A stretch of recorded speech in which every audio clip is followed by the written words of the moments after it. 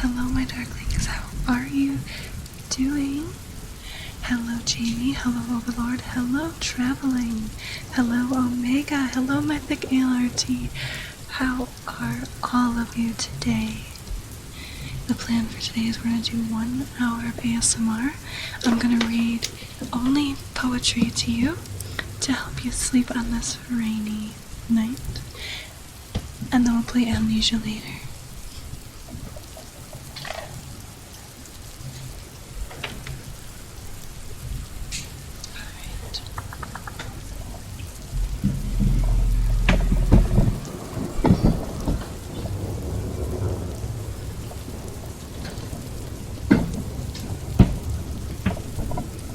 The microphone is being silly with the chair today. There we go. I think we finally got it.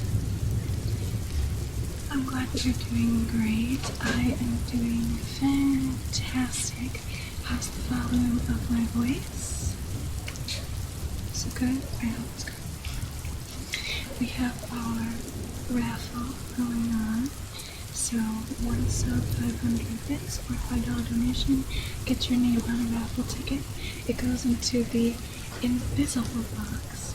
As soon as we reach our goal of 5,000 bits, I will pick a winner, and the winner gets to pick the next game that we play out of the games that I have. Hello, Jaws, how are you? Hello, Kirsten, how are you? Welcome, my darkling. Volume's good. Thank you, Overlord. I much appreciate it. So much appreciation. So,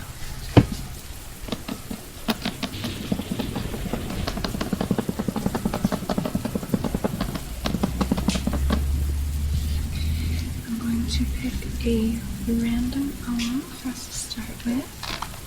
Let's see here.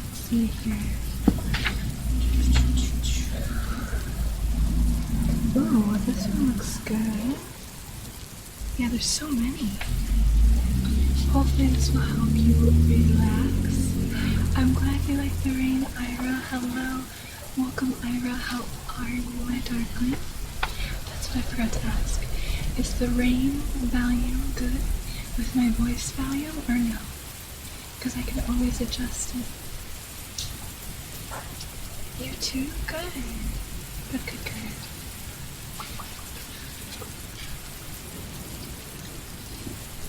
Lower the rain just a little bit, thank you. I can do that. How about there? How does that sound? Before I start reading, I want to make sure that that's much better. Good. Yay. Alright. Let me help take care of you. By the way, do you need any help with your homework? Good, I'm so glad, Ira. My day has been hectic but good, as always. As of late, my list of things to get done is just way too high. So, that's where we're at. But that's okay. That's okay. Alright. So, I'm going to be reading poems from Edgar Allan Poe. Exactly, 1 step at a time. You are very correct. A Dream Within a Dream, 1827.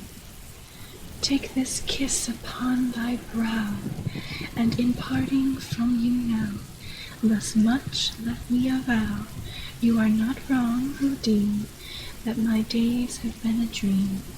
Yet if hope has flown away, in a night or in a day, in a vision or in none, is it therefore the less gone? All that we see or seem is but a dream within a dream. I stand amid the roar of a surf-tormented shore, and I hold within my hand grains of the golden sand. How few, yet how they creep through my fingers to the deep. While I weep, oh God, can I not grasp them with a tighter clasp? Oh God, can I not save one from the pitiless wave? Is all that we see or seem but a dream within a dream? Thank you, Kirsten. Thank you. I will get the waters. a brand new water bottle action.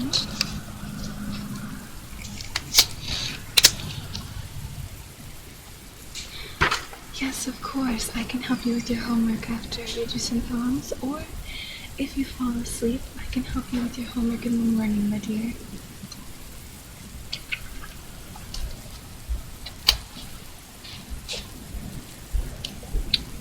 What would you like for dinner? I want to make you your favorite. Alright. Next poem. This one is Sonnet Silence, 1840. There are some qualities, some incorporate things, that have a double life, which thus is made, a type of the twin entity which springs from matter and light, evinced in solid and shade. There is a twofold silence, sea and shore, body and soul, one dwells in lonely places. Newly with grass overgrown, some solemn graces, some human memories and tearful lore, render him terrorless, his name's no more. He is the corporate silence, dread him not. No power hath he of evil in himself, but should some urgent fate, untimely lot, bring thee to meet his shadow, nameless elf, that hunteth the lone regions where hath trod no foot of man, commend thyself to God. You're so welcome, Overlord. Hello, Brandon, how are you? You'd like some soup for dinner? Ooh, that sounds delicious. Any kind of soup that you fancy? Hello, Liam, how are you? Welcome, my sweet darling. Welcome, welcome.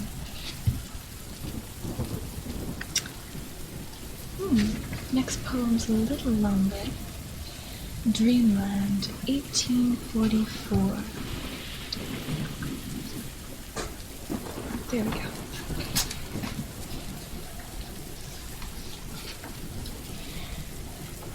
By a route obscure and lonely, haunted by ill angels only, wherein Edlan, named Night, on a black throne reigns upright, I have reached these lands but newly, from an untimely dim fuel, from a wild clime that lieth sublime, out of space, out of time, bottomless vales and boundless floods, and chasms and caves and Titan woods, with forms that no man can discover, for the tears that drip all over, mountains toppling evermore into seas without a shore, seas that restlessly aspire, surging unto skies of fire, lakes that endlessly outspread their lone waters, lone and dead, their still waters still and chilly with the snows of the lolling lily. By the lakes that thus outspread their lone waters lone and dead, their sad waters sad and chilly with the snows of the lolling lily. By the mountains near the river, murmuring lowly, murmuring ever. By the grey woods, by the swamp, there the toad and the newt encamp. By the dismal tarns and pools, where dwell the ghouls. By each spot the most unholy, in each nook most melancholy. There the traveller meets aghast, sheeted memories of the past, shrouded forms that start and sigh as they pass the wanderer by. White-robed forms of friends long given in agony to the earth and heaven. For the heart whose woes are legion, 'tis a peaceful, soothing region. For the spirit that walks in shadow, 'tis an El Dorado. But the traveller travelling through it may not, dare not, openly view it. Never its mysteries are exposed to the weak human eye unclosed. So wills its king, whose hath forbid the uplifting of the fringed lid. and thus the sad soul that here passes beholds in it the through darkened glasses. By a route obscure and lonely, haunted by ill angels only, where an Edaline named Night on a black throne reigns upright, I have wandered home but newly from this untimely Tues. Good evening, Sheb. How are you, my sweet darkling? Ooh, chicken soup, no problem. I will have that for you. And, ooh, we will have some pizza, too. What would you like on your pizza? Scratch that, you take vegetable soup? Sure. How about I make chicken soup and vegetable soup? And you can have a little bit of both if you'd like. I agree, I did like that one the most so far. Can I have a cheese and ham sandwich with brown sauce? Yes, of course you may, Jamie. Of course you may. How are you? Like the story? Good, me too. Pineapple pizza. I will make sure that we have pineapple pizza for you. Yes, please. Perfect. So both soups and some pineapple pizza for sure. Alright. Let's see. Ooh, I like that one. You're probably gonna end up reading like most of these. How do I pronounce this word? Eulali? Eulali?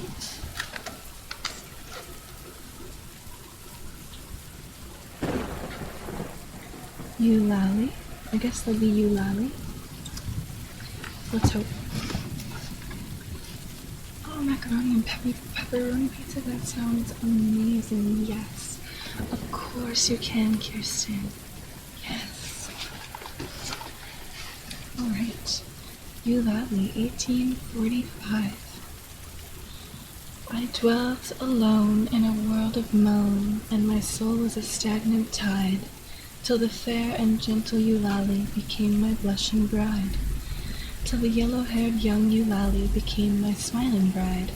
Ah, less bright the stars of the night than the eyes of the radiant girl that the vapor can make with the moon tints of purple and pearl, can vie with the modest Eulalie's most unguarded curl, can compare with the bright-eyed Eulalie's most humble and careless curl.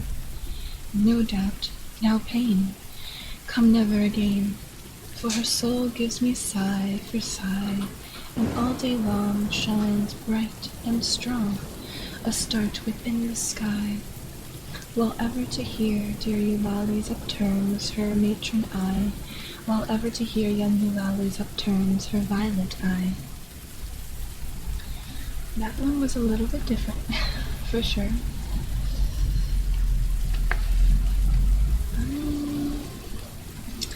Sonnet to Zante, 1837.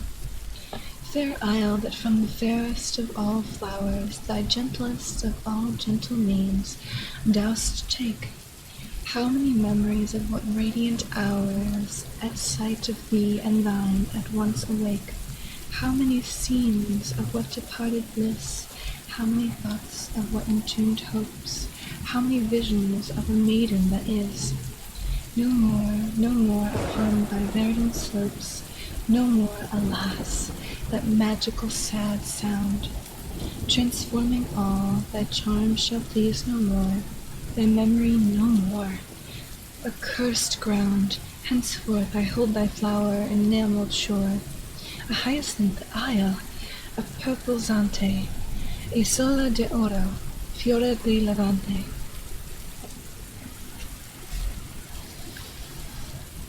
I think it's Eulalie. Ah, Eulalie. That's really, really pretty. Thank you, Ira. Eulalie. I think Eulalie is pretty too, but I like Eulalie way more, and I think you're probably right. I've never heard that name before. Why, thank you, Brandon. I appreciate that so much. Alright.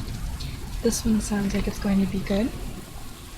Bridal Ballad, 1837.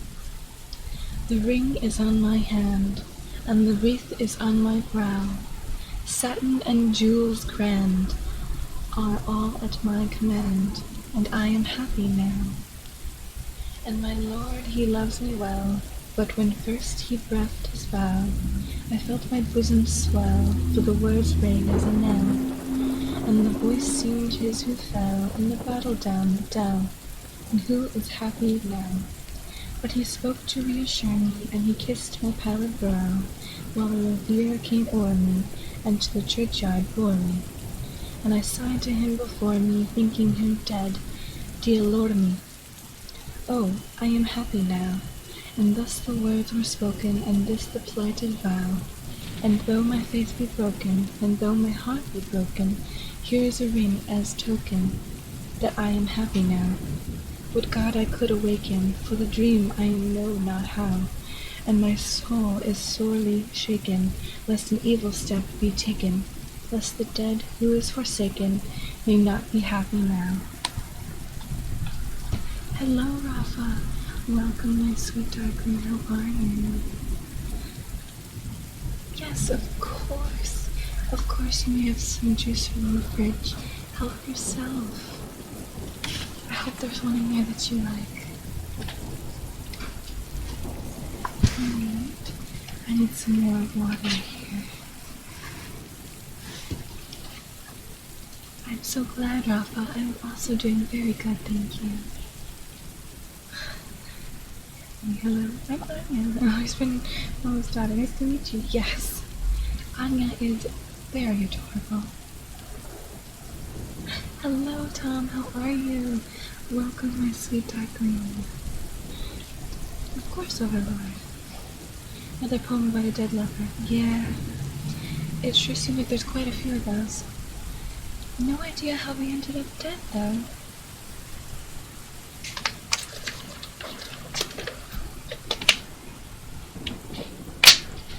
Yay! I'm so glad that you enjoy the rain sound, Tom. Thought it could help you relax. Kino and Joker are great, thank you. I don't know why you're laughing, Ira. It's not like I'm a contracted killer or anything like that.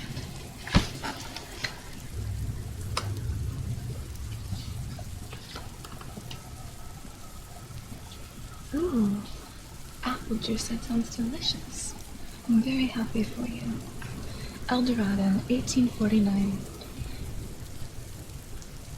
Gaily Bennett, a gallant knight. So it's Bedite. It's supposed to rhyme. Gaily Bedite.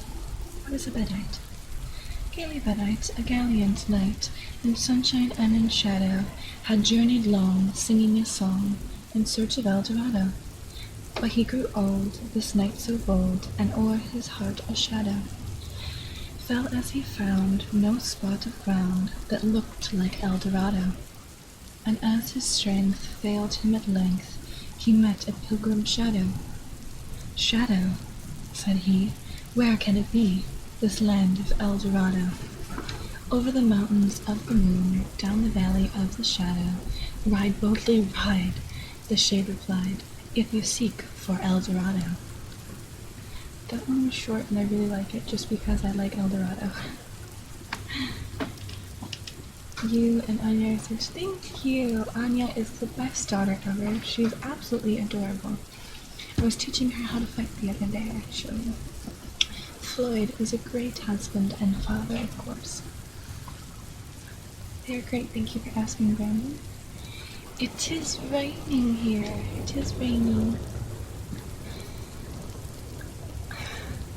So quaint, of course. Alright, I think this is another sad one. I'm trying to skip the ones that seem like they're about dead lovers, because it's just so sad. For Annie. Yeah, it seemed like a lot of these are just really sad. Let's see, are there categories for the poem?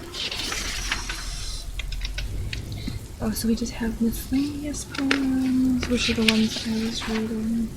And then your poems written in my youth. Let's see here. We're doing still Edgar Allan Poe. Poe is sad. Surely you jest.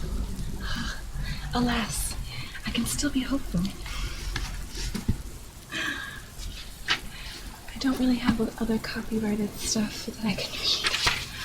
Or non-copyrighted stuff I can read is what I should say. I did find ghost stories, but I didn't think that was quite appropriate to help you relax and feel ready for bed. These are some longer ones.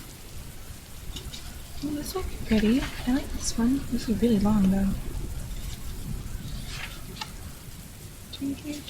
Where is the beginning? Yeah, this one sounds kind of pretty. Oh, maybe not. Maybe not. Of course I could teach you some moves. You just have to take care of yourself. Keep your defense. Always make sure that one arm is up. Oh, this one might be good. Yeah, we'll check this one.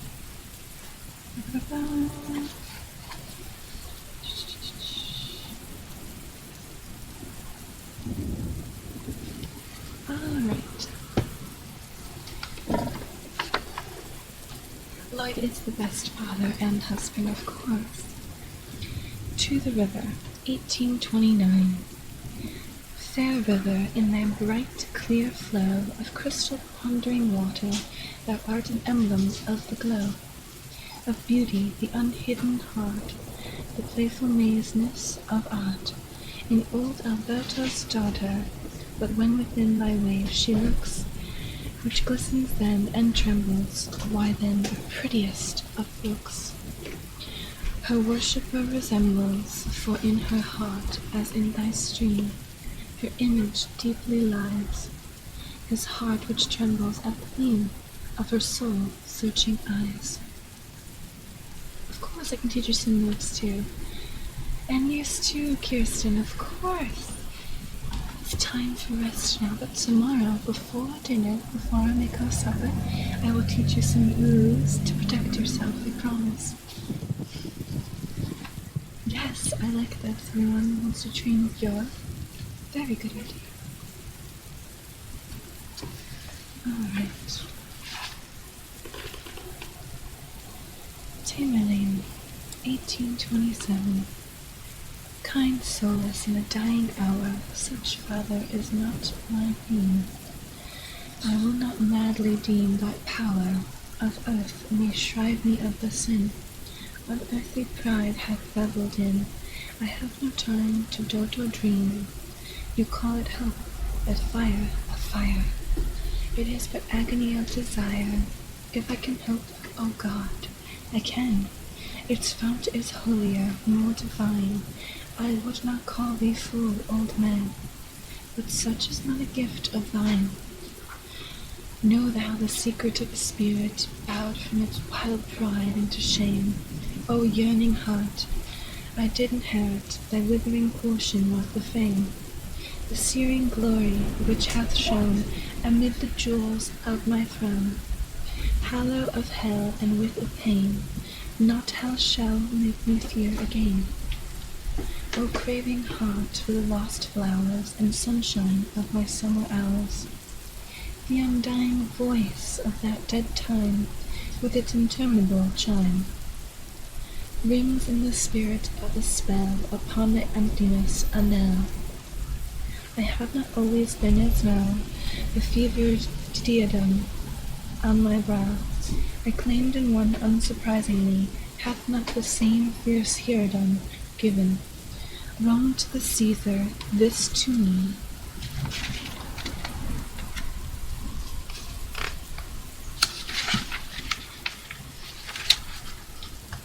The heritage of a kingly mind, and a proud spirit which hath striven triumphantly with humankind.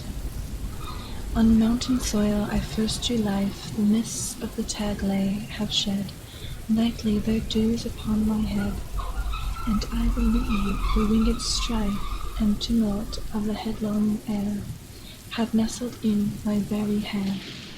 So late from heaven that dew, it fell, mid-dreams of an unholy night, upon me with the touch of hell, while the red flashing of the light from clouds that hung like banners o'er appeared to my half-closing eye, the pageantry of monarchy, and the deep trumpet thunder's roar came hurriedly upon me, telling of human battle where my voice, oh my voice, silly child, was swelling.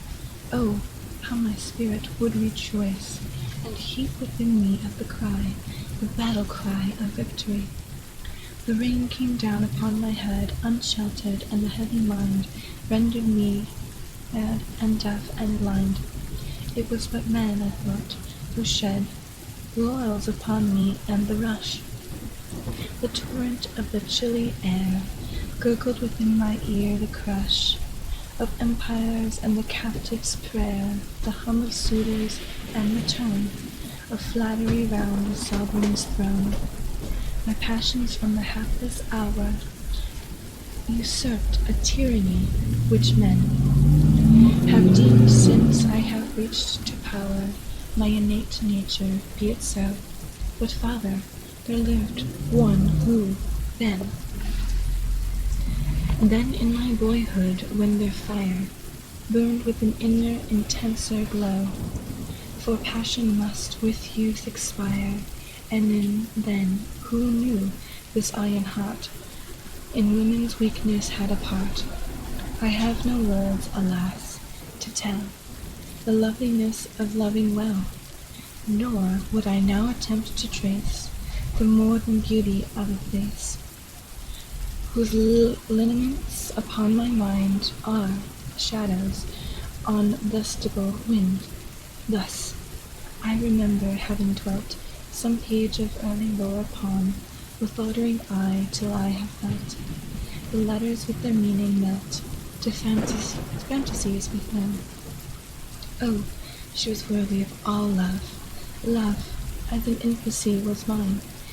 'Twas such an angel minds above might envy her young heart the shine, on which my every hope and thought were incensed. Then a goodly gift, for thy were childish and upright, pure as her young example thought. Why did I leave it, and, adrift, trust to the fire within for light? We grew in age and love together, roaming the forest and the wild. My breast her shield in wintry weather, and when the friendly sunshine smiled, and she would mark the opening skies, I saw no heaven but in her eyes. Young love's first lesson is the heart, and for mid that sunshine and those smiles, when from our little cares apart, and laughing at her girlish wiles, I'd throw me on her throbbing breast.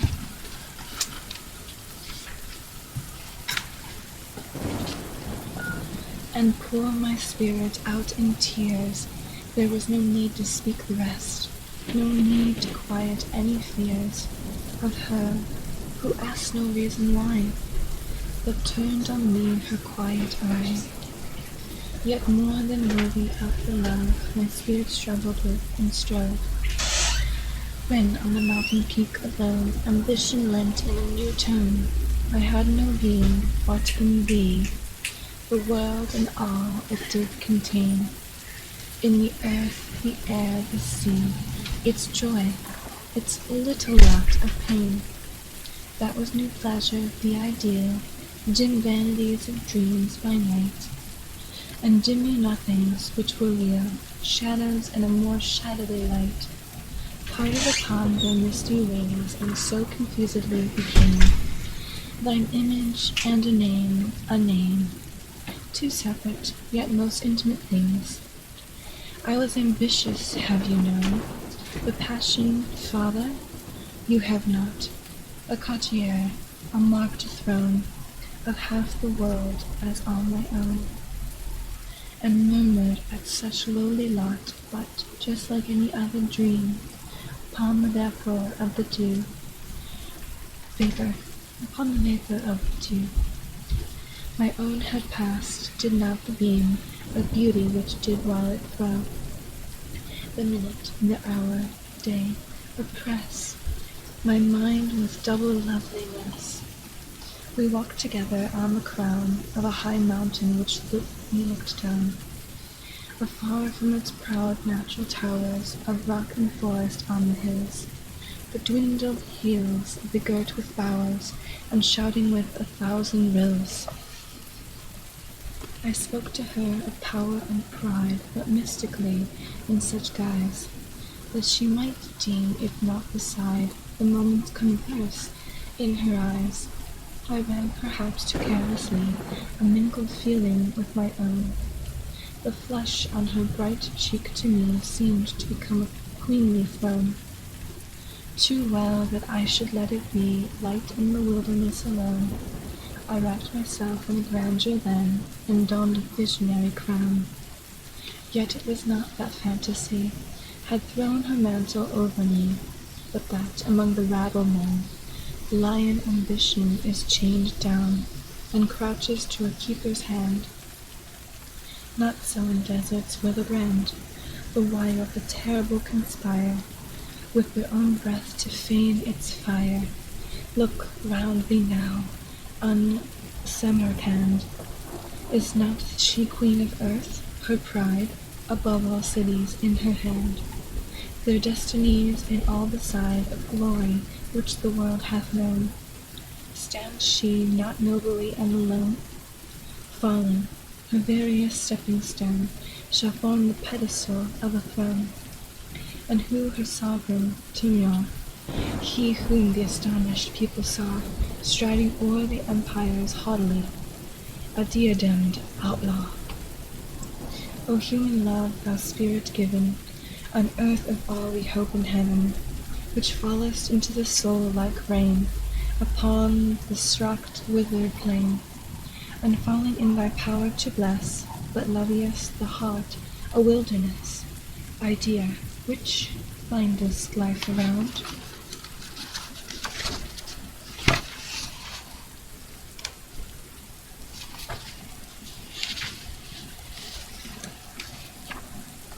With music of so strange a sound, and beauty of so wild a birth, farewell, for I have won the earth. When hope, the eagle that towered, could see no cliff beyond him in the sky, his pinions were bent, droopingly, and homeward turned his softened eye. 'Twas sunset, when the sun will part, there comes a sullenness of the heart, to him who still would look upon the glory of the summer sun. That soul will hate the evening mist, so often lovely, and will list to the sound of the coming darkness known, to those whose spirits hearken as one, who in a dream of night would fly, but cannot from a danger nigh. What though the moon, the white moon, shed all the splendor of her noon? Her smile is chilly, and her beam in that time of dreariness will seem so like you gather in your breath a portrait taken after death, and boyhood is a summer sun whose waning is the dearest one. For all we live to know is known, and all we seek to keep hath flown. Let life then as the day flower fall, with the noonday beauty, which is all. I reached my home no more, and all had flown who made it so. I passed from out its mossy door, and though my tread was soft and low, the voice came from the threshold stone of one whom I had earlier known. Oh, I defy thee, hell, to show on beds of fire and burn below a humbler heart, a deeper woe. Father, I firmly do believe, I know, for death, who comes for me from regions of the blessed afar, where there is nothing to deceive, hath left his iron gate ajar, and rays of truth you cannot see are flashing into eternity. I do believe the evilest hath a snare in every human path. Else how, when in the holy grave I wandered of the idol love, who daily scents the snowy wings with incense of burnt offerings from the most unpolluted things, whose pleasant bowers are yet so riven above the trellises raised from heaven. No mote may shun, no tiniest fly, the lightning of his eagle eye. How was it that ambition crept, unseen, amid the levels there? 'Tis growing bold, he laughed and leapt in the tangles of love's very hair. Hello, 28. Welcome, my darkling. How are you? I think probably everyone is asleep. You're so sleepy because you read so good. Good. I am so glad. So glad. Good. I'm glad you're not asleep at least. That was a very long one. I don't know if I really got the meaning of that one either. It was kind of me. You almost fell asleep. So relaxed. So relaxed. Sleep. Sleep. Sleep. Here's some shorter ones. Probably should have looked how long that one was before I started reading it. It's about a warrior who follows ambition instead of love. Oh. And now that he's died, he regrets it. Oh, okay. Okay. I can see that. I understood regretting not having love and that he was dying, but I guess I didn't understand that there was a warrior who followed their ambitions. It makes a lot of sense. I thought they were just talking about how they missed their young boyhood and all the love that they used to have, and they threw it away. But I guess that's kind of what it was. You almost fell asleep too good. Yes, exactly. Sleep. Sleep. The Dream, 1827. In visions of the dark night, I have dreamed of joy departed, but a waking dream of life and light hath left me broken-hearted. Ah, what is it not a dream by day? To him whose eyes are cast on things around him with the ray turned back upon the past. That holy dream, while all the world were chiding, hath cheered me as a lovely beam, a lonely spirit guiding. What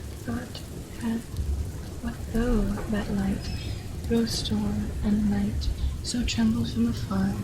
What could there be more purely bright than truth's day star?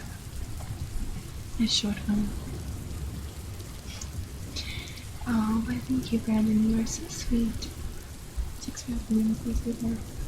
Wow, true. Probably not a good idea then, Kristen. Probably not a good idea. Can you at least relax without falling asleep? Yeah. Just be nice and calm. No stress or anxiety. Alright. I like this one. Hopefully. Good. I hope so for you. This one is called Song, 1827. I saw thee on thy bridal day, when a burning blush came o'er thee. Though happiness around thee lay, the world our love before thee. And in thine eye a kindling light, whatever it might be, was all on earth my aching sight of loveliness could see. That blush perhaps was maiden shame, as such it well might pass, though its glow hath raised a fiercer flame in the breast of him, alas, who saw thee on that bridal day, when that deep blush would come o'er thee, though happiness around thee lay, the world all love before thee. Thank you so much, Rafa. Thank you, Overlord. I'm so glad that my voice is so calming. So calming, just listening to the rain. At least you know that when I post this to YouTube after this, will be a good sleeping video. I like making sleeping videos.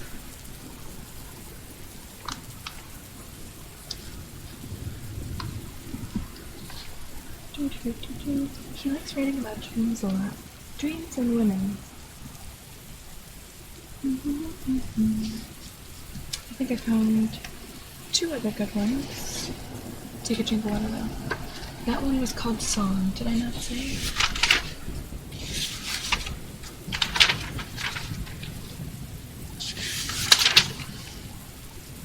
Yeah, that one was Song. Like, no, song like singing. Song. Agreed over love.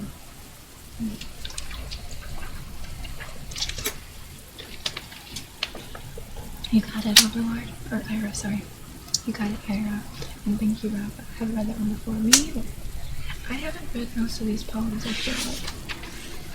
I know I read a bunch of them, but I probably forgot most of them. Alright. Dreams, 1827. Oh, that my young life were a lasting dream, my spirit not awakening till the beam of an eternity should bring the morrow, yes, though that long dream were of hopeless sorrow. 'Twere better than the cold reality of waking life to him whose heart must be, and hath been still upon the lovely earth, a chaos of deep passion from his birth. But should it be that dream eternally, continuing as dreams have been to me, in my young boyhood, should it thus be given, 'twere folly still to hope for higher heaven. For I have revelled when the sun was bright, aye, the summer sky is in dreams of living light, and loveliness have left my very heart, in chimes of my imagining part, from mine own home with beings that have been, with mine own thought, what more could I have seen?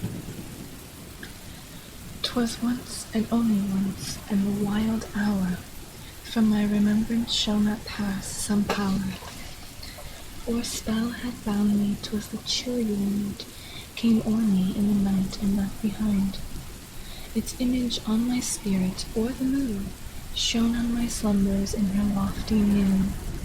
Too cold o'er the stars, or it was that dream was at that night wind, let it pass. I have been happy, though in a dream, I have been happy, and I love the theme. Dreams, in their vivid coloring of life, as in that fleeting, shadowy, misty strife of semblance with reality, which brings to the delirious eye more lovely things of paradise and love and all our own, than young hope in his sunniest hour hath known. That one was happy, right? That seemed happy. Anya is amazing. She is actually already asleep in bed. I read her some bedtime stories after she watched her spy show, and she ate handfuls of peanuts. You would not believe how many peanuts that girl eats. Thank you, Sham. I painted Anya, international spy. Me, you said our my little friend. Isn't she though? Anya is so cute. She's adorable. Yeah, most optimistic one so far. Agreed. I feel like that was the nicest one we've had. Alright. Evening Star, 1827. 'Twas noontide of summer and mid-time of night, and stars in their orbits shone pale through the light of the brighter cold moon mid planets her slaves, herself in the heavens, her beam on the waves. I gazed a while on her cold smile, too cold for me. There passed as a shroud of fleecy cloud, and I turned away to thee. Proud evening star, in thy glory afar, and dearer thy beam shall be. For joy to my heart is the proud part thou bearest in heaven at night, and more I admire thy distant fire than that colder, lowly light. That one was super short too. Oh, I love a bedtime story from Laura. Yes, of course. These are all not very nice bedtime stories, which is why I'm reading the poems. I will have to do some research. I think I think we can do Shakespeare. Can we not? Can we not read Shakespeare? Because some of well, I take that back. Those are also not very great. But my favorite is A Midsummer's Night Dream, and I do have another book of Greek and Roman tales, but I do not have that on me for some reason. I will have to drag that out. Thank you, Kirsten. Thank you. Lady Dimitrescu I always say Dimitrescu on accident. Lady Dimitrescu and Donna Benvenuto. Thank you, Robert, for the posture check.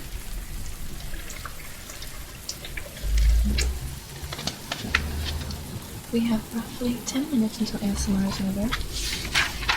There is a section here that I did see. It says humor. Humor and satire. I don't know if I believe that. I actually don't know any of these, I don't think. Loss of breath? That doesn't sound great. The angel of the odd. The man that was used up. How are these humor and satire? Sounds terrible. Yes, really.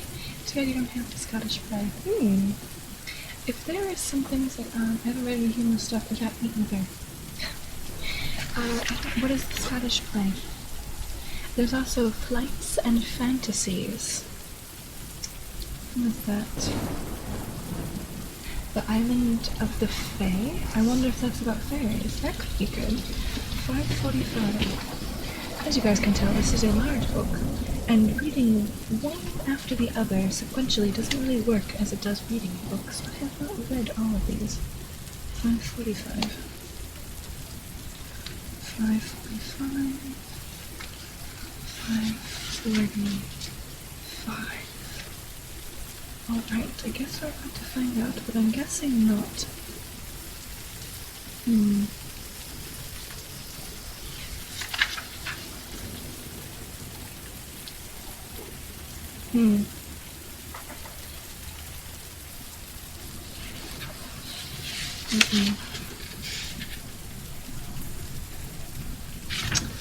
Talking about nearer to death. I really wanted something, happy.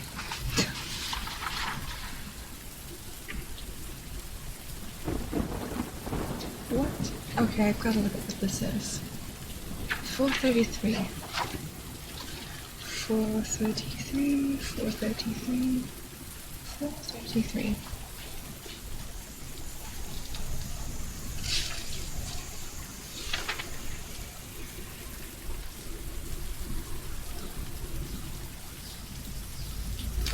Okay, we're gonna read this because I do think it's gonna end up being humorous, but it may be dark.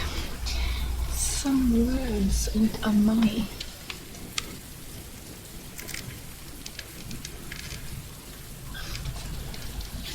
Alright then. Here we go. The symposium of the preceding evening had been a little too much for my nerves. I had a wretched headache and was desperately drowsy. Instead of my going out, therefore, to spend the evening as I had proposed, it occurred to me that I could not do a wiser thing than just eat a mouthful of supper and go immediately to bed. A light supper, of course. I am exceedingly fond of Welsh rabbit. More than a pound at once, however, may not at all times be advisable. Still, there can be no material objection to 2, and really, between 2 and 3, there is merely a single unit of difference. I ventured perhaps upon 4. My wife will have it 5, but clearly she has confounded 2 very distinct affairs. The abstract number 5 I am willing to admit, but concretely it has reference to bottles of brown stout, without which, in the way of condiment, Welsh rabbit is to be eschewed. Having thus concluded a frugal meal, and donned my nightcap, with the sincere hope of enjoying it till noon the next day, I placed my head upon the pillow, and through the aid of a capital consciousness, fell into a profound slumber forthwith. But when were the hopes of humanity fulfilled?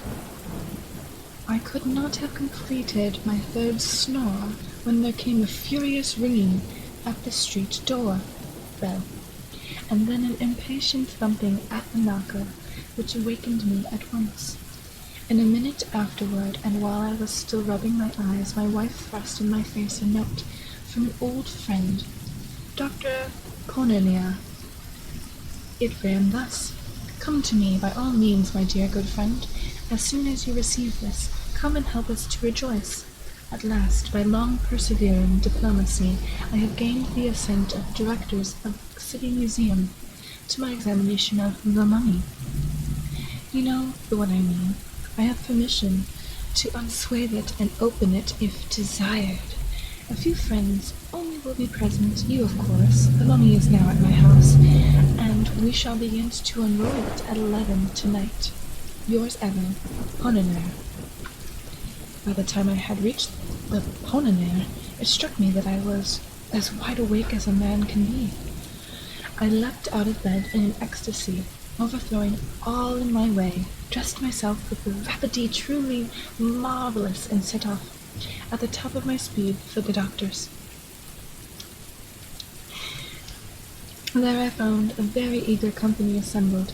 They had been awaiting me with much impatience. The mummy was extended upon the dining table, and the moment I entered its examination was commenced. It was one of a pair brought several years previously by Captain Arthur Sabretash, a cousin of Hononair's, from a tomb near Eleuthius in the Libyan mountains, a considerable distance above Thebes on the Nile. The grottos at this point, although less magnificent than the Theban sepulchres, are of higher interest, on account of affording more numerous illustrations of the private life of the Egyptians. The chamber from which our specimen was taken we said to be very rich in such illustrations, the walls being completely covered with fresco paintings and bas-reliefs, while statues, vases, and mosaic work of rich patterns indicated the vast wealth of the deceased. The treasure had been deposited in the museum precisely in the same condition in which Captain Sabretash had found it. That is to say, the coffin had not been disturbed. For 8 years it had thus stood, subject only externally to public inspection. We had now, therefore, the complete mummy at our disposal. And to those who are aware how very rarely the unransacked antique reaches our shores, it will be evident at once that we have great reason to congratulate ourselves upon our good fortune. Approaching the table, I saw on it a large box, or case, nearly 7 foot long, and perhaps 3 feet wide, by 2 feet and a half deep. It was oblong, not coffin-shaped. The material at first supposed to be the wood of the sycamore, but upon cutting into it we found it to be pasteboard, or more properly, papier-mâché, composed of papyrus. It was thickly ornamented with paintings representing funeral scenes and other mournful subjects, interspersed among which, in every variety of position, were certain series of hieroglyphical characters intended, no doubt, for the name of the departed. By good luck, Mr. Glidden formed one of our party, and he had no difficulty in translating the letters, which were simply phonetic and represented the word "alla mistake." Take you?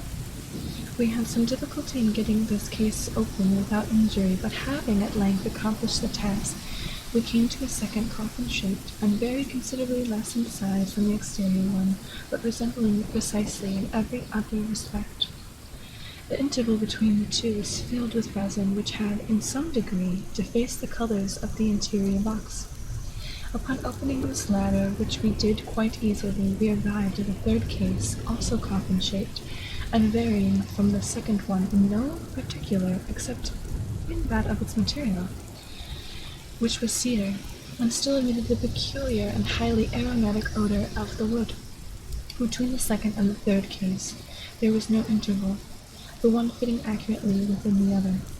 Removing the third case, we discovered and took out the body itself. We had expected to find it, as usual, enveloped in frequent rolls or bandages of linen, but, in place of these, we found a sort of sheath made of papyrus, and coated with a layer of plaster, thickly gilded and painted. The paintings represented subjects connected with the various supposed duties of the soul, and its representation to different divinities, with numerous identical human figures intended, very probably, as portraits of the persons embalmed. Extending from head to foot was a columnar, or a perpendicular inscription in phonetic hieroglyphics, giving again his name and titles, and the names and titles of his relations. Around the neck thus unsheathed was a collar of cylindrical glass beads, diverse in color and so arranged as to form images of deities, of the scarabus, etc., with the winged globe around the small of the waist, with a similar collar or belt. Stripping off the papyrus, we found the flesh in excellent preservation, with no perceptible odor. The color was reddish, the skin was hard, smooth, and glossy. The teeth and hair were in good condition. The eyes, it seemed, had been removed, and glass ones substituted, which were very beautiful and wonderfully lifelike, with the exception of somewhat too determined a stare. The fingers and the nails were brilliantly gilded. Mr. Glidden was of opinion, from the redness of the epidermis, that the embalmment had been effected altogether by asphaltium. But, on scraping the surface with a steel instrument and throwing into the fire some of the powder thus obtained, the flavor of camphor and other sweet-scented gums became apparent. We searched the corpse very carefully for the usual openings through which the entrails were extracted, but, to our surprise, we could discover none. No matter of the party was at the period aware the entire or unopened mummies are not unfrequently met. The brain it was customary to withdraw through the nose, the intestines through an incision in the side. The body was then shaved, washed, and salted, then laid aside for several weeks, when the operation of embalming, properly so called, began.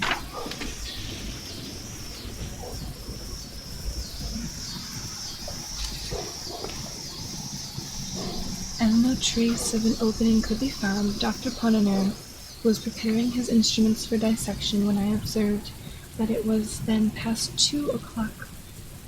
Hereupon it was agreed to postpone the internal examination until the next evening, and we were about to separate for the present, when someone suggested an experiment or two with the voltaic tile. The application of electricity to a mummy 3,000 or 4,000 years old at the least was an idea, if not very sage, still sufficiently original, and we all caught it at once. After 1/10 in earnest and 9/10 in jest, we arranged a battery in the doctor's study and conveyed thither the Egyptian. It was only after much trouble that we succeeded in laying bare some portions of the temporal muscle, which appeared of less stony rigidity than other parts of the frame, but which, as we had anticipated, of course, gave no indication of galactic susceptibility when brought in contact with the wire. This, the first trial, indeed, seemed decisive, and with a heavy laugh at our own absurdity we were bidding each other good night, when my eyes, happening to fall upon those of the mummy, were there immediately riveted in amazement.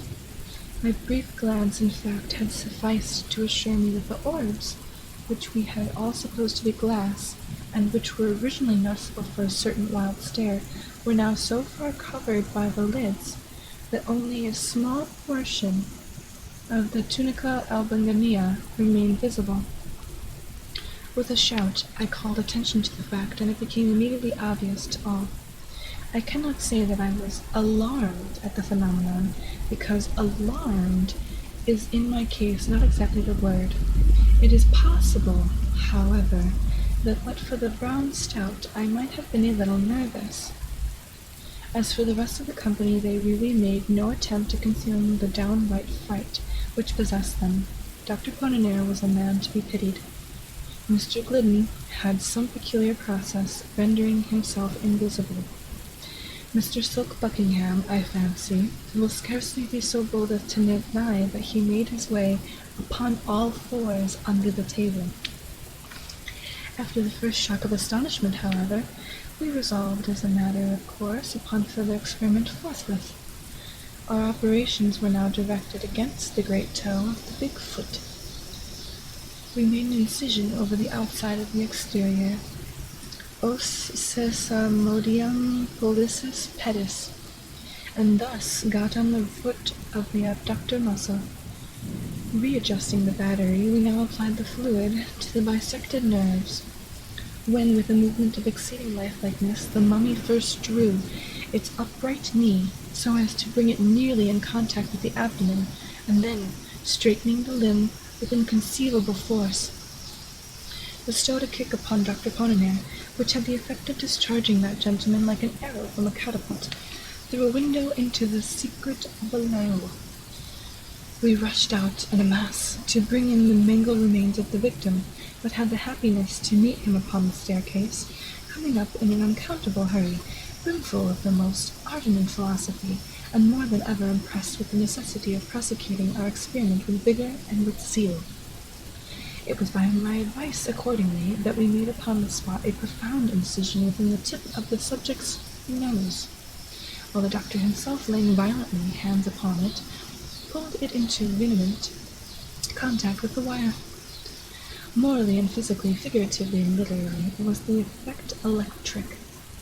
In the first place, the corpse opened its eyes and winked very rapidly for several minutes, as does Mr. Barnes in the pantomime. In the second place, it sneezed. In the third, it sat upon end.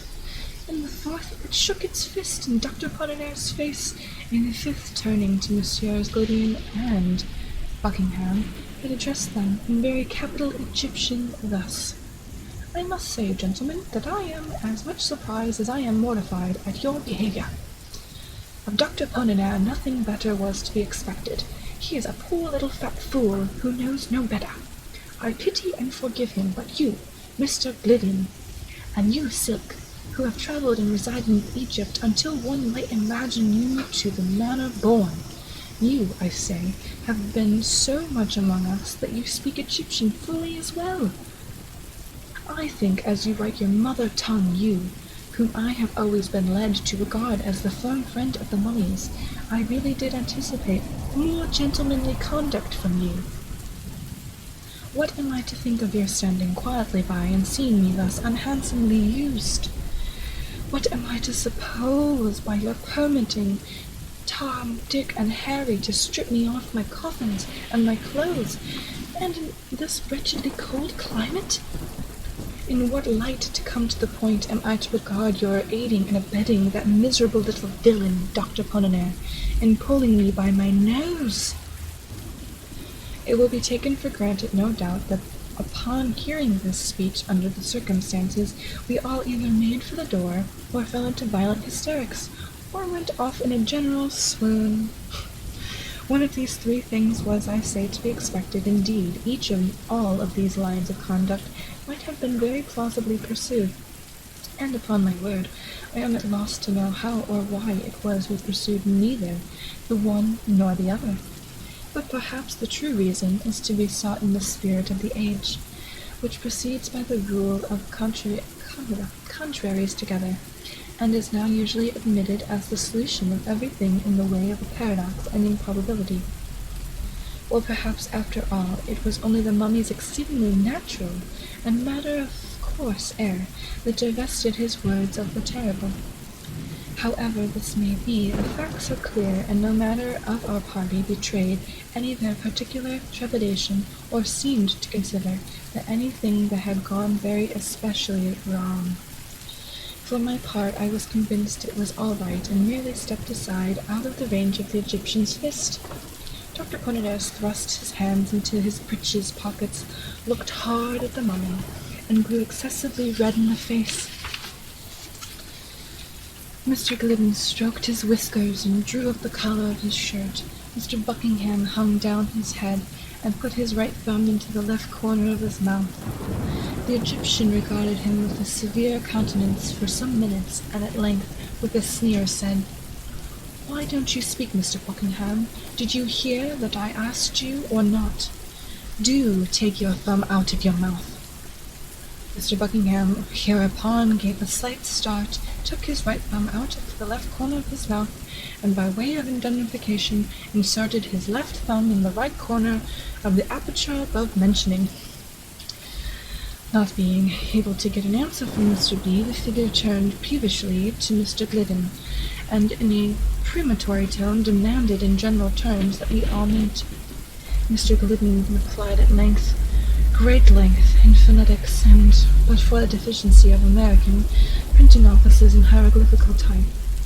It would afford me much pleasure to record here in the original, the story, the whole of his very excellent speech. I may as well take this occasion to remark that all the subsequent conversation in which the mummy took a part was carried on in primitive Egyptian, through the medium, so far as concerned myself and other untravelled members of the company, through the medium, I say, of Messrs. Glidden and Buckingham. As interpreters, these gentlemen spoke the mother tongue of the mummy with inimitable fluency and grace. But I could not help observing that, owing, no doubt, to the introduction of images entirely modern and of course entirely novel to the stranger, the two travellers were reduced occasionally to the employment of sensible forms for the purpose of conveying a particular meaning.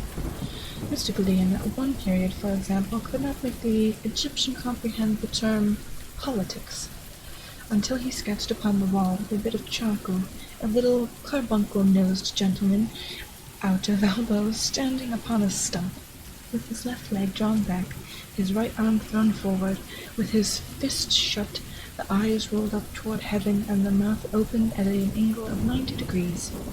Just in the same way Mr. Buckingham failed to convey the absolutely modern idea, Whig, until, at Dr. Poninair's suggestion, he grew very pale in the face and consented to take off his own. It will be readily understood that Mr. Glidden's discourse turned chiefly upon the vast benefits accruing to science from the unrolling and disemboweling of mummies, apologizing upon this score for any disturbance that might have been occasioned him. In particular, the individual mummy called Alamistachio, and concluding with a mere hint, for it could scarcely be considered more, that as these little matters were now explained, it might be as well to proceed with the investigation intended. Here Dr. Poninair made ready his instruments. In regard to the latter suggestions of the orator, it appears that Alamistachio had certain scruples of conscience, the nature of which I did not distinctly learn, but he expressed himself satisfied with the apologies tendered, and getting down from the table shook hands with the company all around. When this ceremony was at end, he immediately busied ourselves in repairing the damages which our subject had sustained from the scalpel. He sewed up the wound in his temple, bandaged his foot, and applied a square inch of black plaster to the tip of his nose. It was now observed that the Count, this was the title, it seems, of all of Alamistachio, had a slight fit of shivering, no doubt from the cold. The doctor immediately repaired to his wardrobe, and soon returned with a black dress coat, a maiden Jennings, best manner, a pair of sky-blue plaid pantaloons, with straps, a pink gingham chemise, a flapped vest of brocade, a white sack overcoat, a walking cane with a hook, a hat with no brim, patent leather boots, straw-colored kid gloves, an eyeglass, a pair of whiskers, and a waterfall cravat. Owing to the disparity of the size between the Count and the doctor, the proportion being as 2 to 1, there was some little difficulty in adjusting these habiliments upon the person of the Egyptian. Therefore gave him his arm, and led him to a comfortable chair by the fire, while the doctor rang the bell upon the spot and ordered a supply of cigars and wine. The conversation soon grew animate. Much curiosity was, of course, expressed in regard to the somewhat remarkable fact of Alamistachio's still remaining alive. "I should have thought," observed Mr. Buckingham, "that in high time you were dead."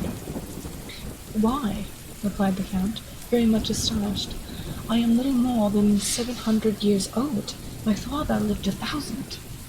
and was by no means in his dotage when he died.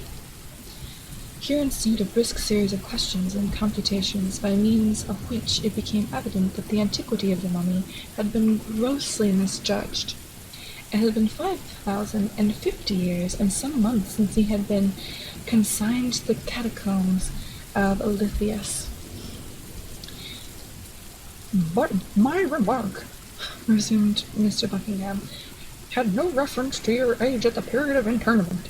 I am willing to grant, in fact, that you are still a young man, and my allusion was to the immensity of time during which, by your own showing, you must have been done by in asphaltium." "In what?" said the Count. "In asphaltium," persisted Mr. B. "Ah, yes, I have some faint notion of what you mean.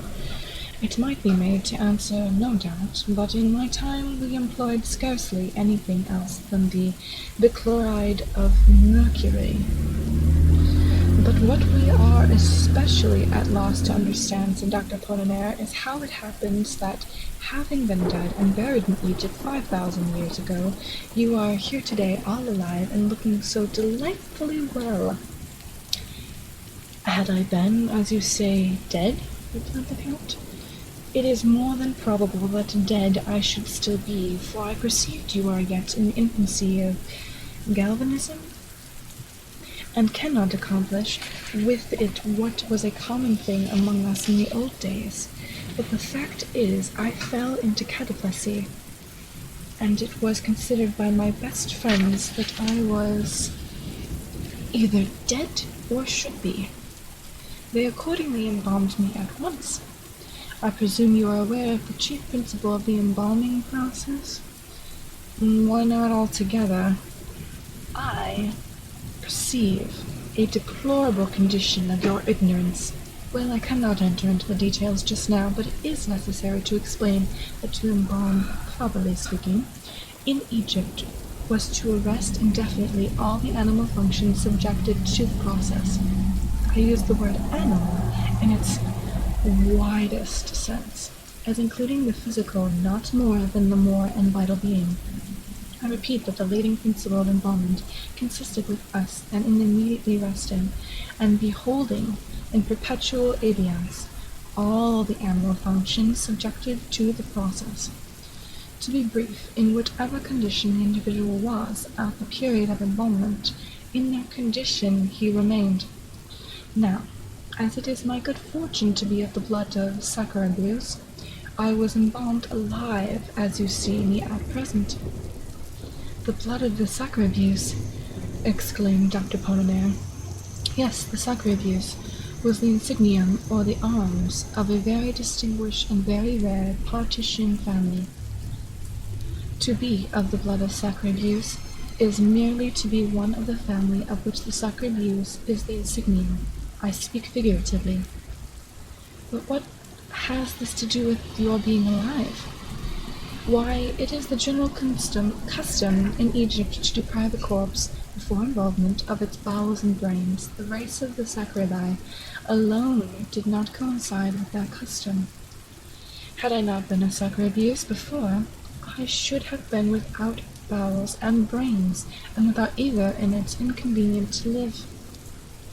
"I perceive that," said Mr. Buckingham, "and I presume that all the entire mummies that may to hand are of the race of Sacarabi?" "Beyond doubt." "I thought," said Mr. Glidden, very meekly, "that the Sacarabeus was one of the Egyptian gods." "One of the Egyptian what?" exclaimed the mummy, starting to his feet.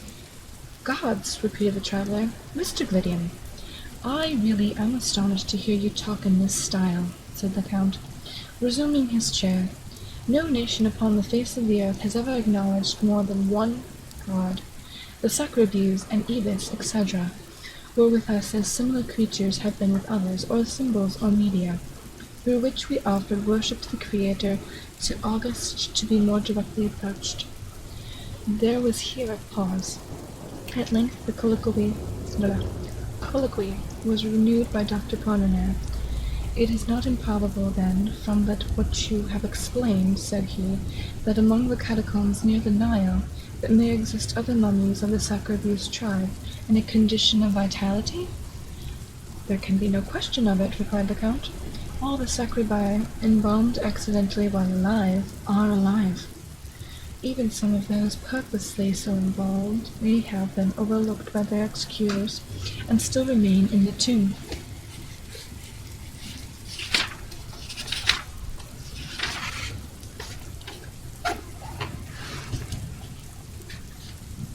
Would you guys wish that I continue this story? There's quite a few pages left, actually. I don't know why I thought this was a short story. Hello, Aeronite. How are you? And thank you so much.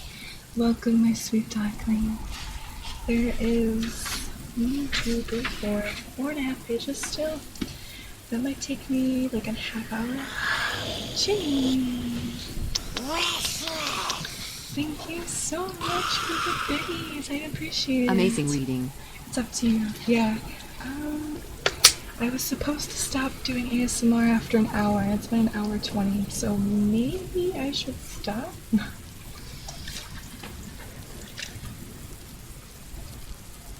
Thank you, Rafa.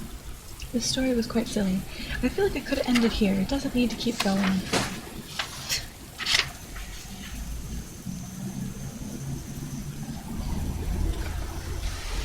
Thank you, Brandon. Ira.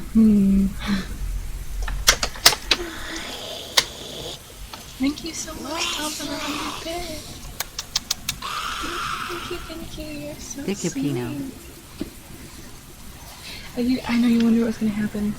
The problem is I told my mom and sister I was only going to do ASMR for an hour. And like I said, I think it's going to take me another half hour to read. I do want to know what happens, though. Oh my gosh, we're close to a hype train. Thank you, Overlord. Well, I guess I could keep reading, and if they come and ask me what's going on, I could just stop. Alright. Let's see if we can finish this then, shall we? Will you be kind enough to explain, I said, what you mean by purposely so embalmed? With great pleasure, answered the mummy, after surveying me leisurely through his eyeglass, for it was the first time I had ventured to address him a direct question. With great pleasure, he said. The usual duration of man's life in my time was about 800 years. Few men died unless by most extraordinary accident. Before the age of 600, few lived longer than a decade of centuries, but 8 were considered the natural term. After the discovery of the embalming principle, as I have already described it to you, it occurred to our philosophers that the laudable curiosity might be gratified, and at the same time the interests of the science much advanced. By living this natural term in installments, in the case of the history indeed, experience demonstrated that something of this kind was indispensable. An historian, for example, having attained the age of 500, would write a book about great labor and then get himself carefully embalmed, leaving instructions to his executors pro term that they should cause him to be revivified after the lapse of a certain period, say 500 or 600 years, resuming the existence as the expiration of its time. He would invariably find his great work coveted into a species of haphazard notebook, that is to say, into a kind of literary arena for the conflicting guesses, riddles, and personal squabbles of words herds of exasperated commentators. These guesses, etc., which passed under the name of annotations or emendations, were found to be completed to have enveloped, distorted, and overwhelmed the text, that the author had to go about with a lantern to discover his own book. When discovered, it was neither worth the trouble of the search after rewriting it throughout. It was regarded as the bounden duty of the historian to set himself to work immediately in correcting, from his own private knowledge and experience, the traditions of the day concerning the epoch at which he had originally lived. Now this process of prescription and personal ratification, pursued by various individual sages from time to time, and the effect of preventing our history from degenerating into absolute fable. Bye, Kirsten. Take care. I beg your pardon, said Dr. Polinaire at this point, laying his hand gently upon the arm of the Egyptian. I beg your pardon, sir, but may I presume to interrupt you for one moment? By all means, sir, replied the Count, drawing up. I merely wished to ask you a question, said the doctor. You mentioned the historian's personal collection of traditions respecting his own epoch. Pray, sir, upon an average, what proportion of the Kabbalah were usually found to be right? The Kabbalah, as you properly termed them, sir, were generally discovered to be precisely on a par with the facts recorded in the unwritten histories themselves. That is to say, not one individual iota of either was ever known, under any circumstances, to be not totally and radically wrong. But since it is quite clear, resumed the doctor, that at least 5,000 years have elapsed since your entombment, I take it for granted that your histories of that period, if not your traditions, are sufficiently explicit on the one topic of universal interest, the creation, which took place, as I presume you are aware, only about 10 centuries before. Sir, said the Count a la Mystico. The doctor repeated his remarks, but it was only after much additional explanation that the foreigner could be made to comprehend them. The latter at length was hesitatingly. The ideas you have suggested are to me, I confess, utterly novel. During my time I never knew anyone to entertain so singular a fancy as that the diverse universe, or this world if you will have it so, ever had a beginning at all. I remember once, and only once, hearing something remotely hinted by a man of many speculations concerning the origin of the human race, and by this individual the very word Adam, or red earth, which you make use of, was employed. He employed it, however, in a generical sense, with reference to the spontaneous germination from rank soil, just as 1,000 of the lower genera of creatures are germinated. The spontaneous germination, I say, of 5 vast hordes of men spontaneously, unspringing in 5 distinct and nearly equal divisions of the globe. Here, in general, the company shrugged their shoulders, and 1 or 2 of us touched our foreheads with a very significant air. Mr. Silk Buckingham, first glancing slightly at the occupant, and then at the supplicant of Alan Mystico, spoke as follows. The long duration of human life and our time together with the occasional practice of passing it, as you have explained in installments, much have had indeed a strong tendency to the general development and conglomeration of knowledge. I presume, therefore, that we are to attribute the marked inferiority of the old Egyptians in all particulars of science when compared with the moderns, and more especially with the Yankees, although to the superior solidarity of the Egyptian skull. I confess, again, replied the Count, with much suavity, that I am somewhat at a loss to comprehend you. Pray, to the particulars of science do you allude? Here our whole party, joining voices, detailed at great length the assumptions of phrenology and the marvels of animal magnetism. Having heard us to an end, the Count proceeded to relate a few anecdotes which rendered it evident the prototypes of Gaul and Spurzheim had flourished and faded in Egypt so long ago as to have been nearly forgotten, and that the maneuvers of Mesmer were really very contemptible. Tricks when put in collation with the positive miracles of the Theban servants who created lice and a great many other similar things. Water. I need water.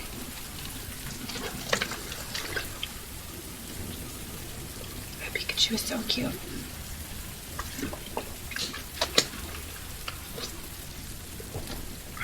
Okay, better. Where are we?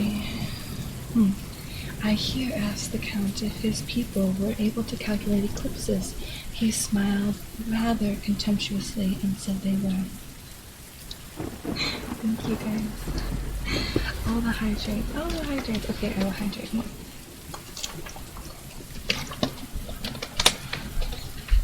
Oh, that's better. That's better.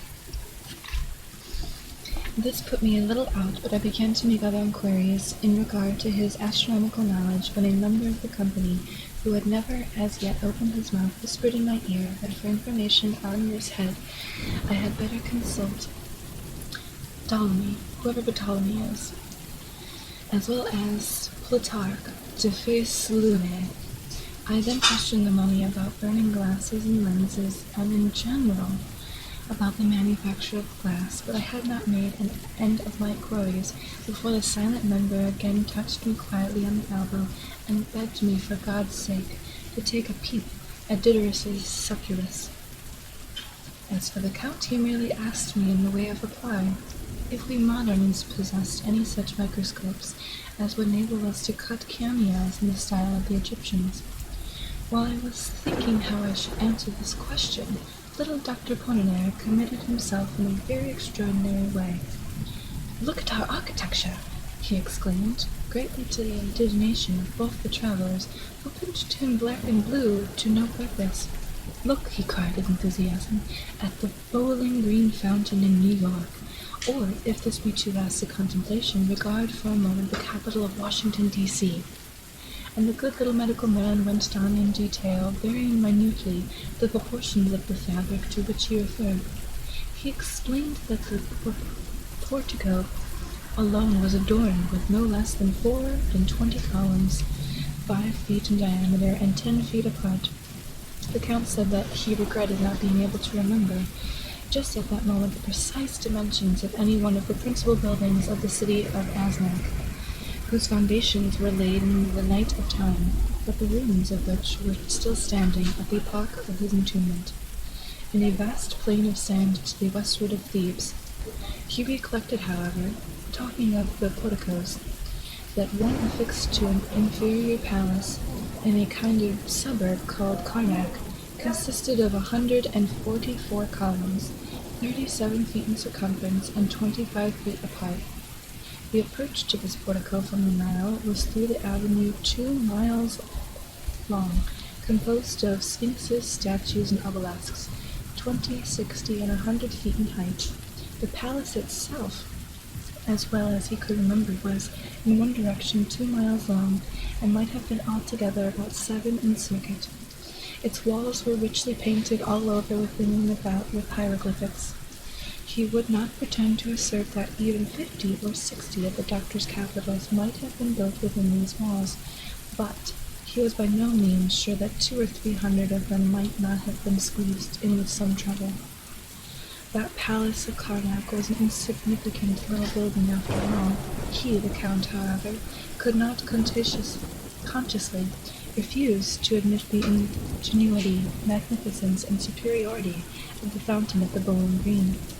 As described by the doctor, nothing like that, he was forced to allow, had ever been seen in Egypt or elsewhere.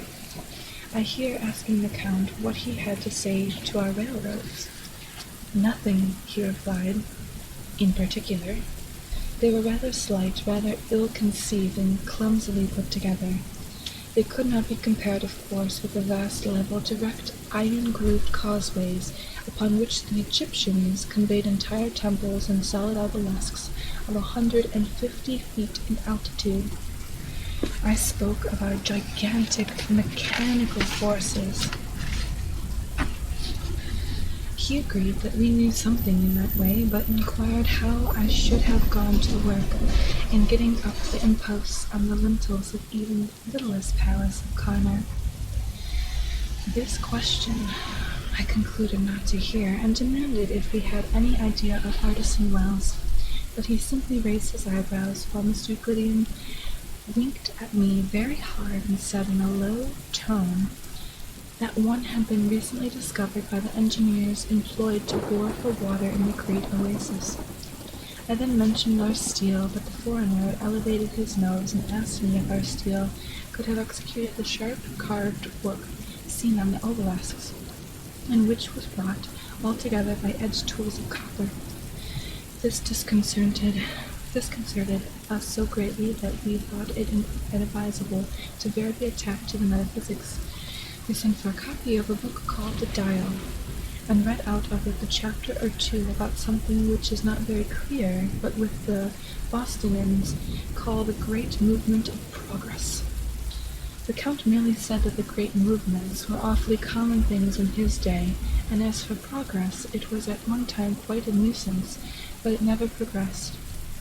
We then spoke of the great beauty and importance of democracy, and were at much trouble in impressing the Count with a due sense of the advantages we enjoyed in living, were there was suffrage at libitum, and no king.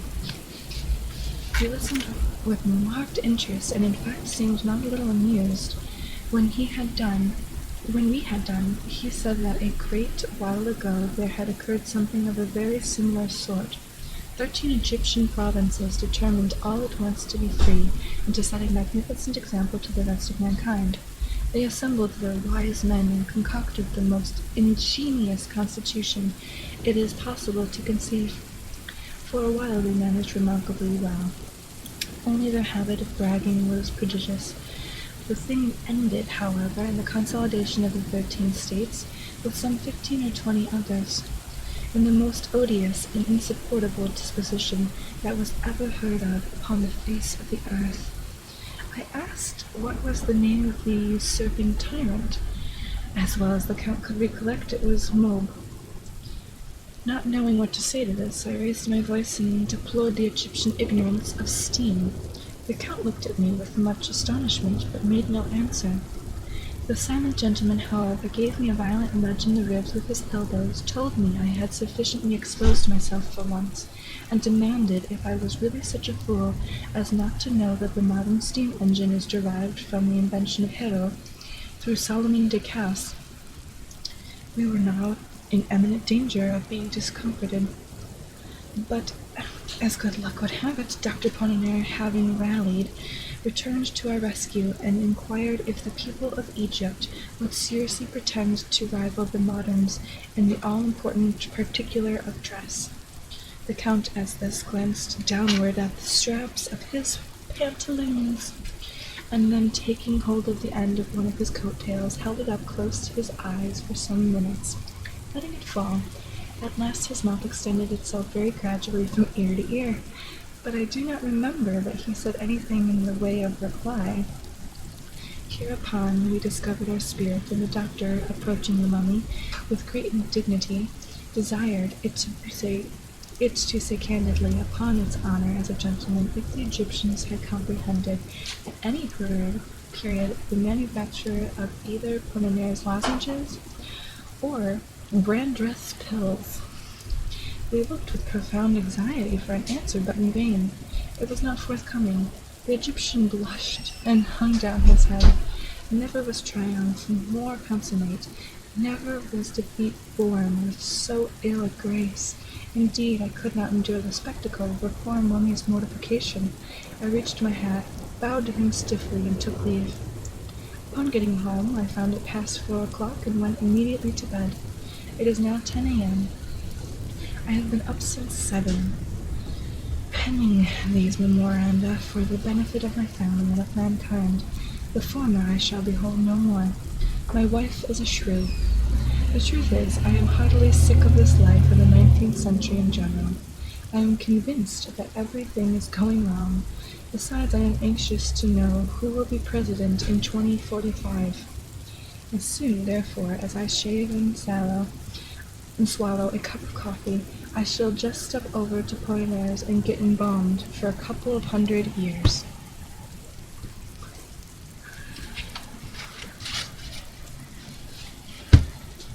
Well, that was an interesting story. I love how, the moral of the whole story was that Egyptians had created things way before us, and that their ideologies and thoughts were way before us, but we always think that we know best and have the greatest things ever. But then also, on top of that, it's I'd love to know where we are going to be in the future, because, yeah, exactly, it's extremely humbling, because I feel like all the things that, you know, we know now. We think everything's terrible, but who knows what's going to happen in the future. And we might lose more technology and more knowledge. It was very interesting. It started off really funny. I really liked it. It was very interesting. At least we finished it. And it only took me, 19 more minutes to read? Not that bad. Thank you for letting me read to you, my very sweet darklings. I hope that this helps you rest when you watch and play back later. We're going to be switching over now so that we can play Amnesia.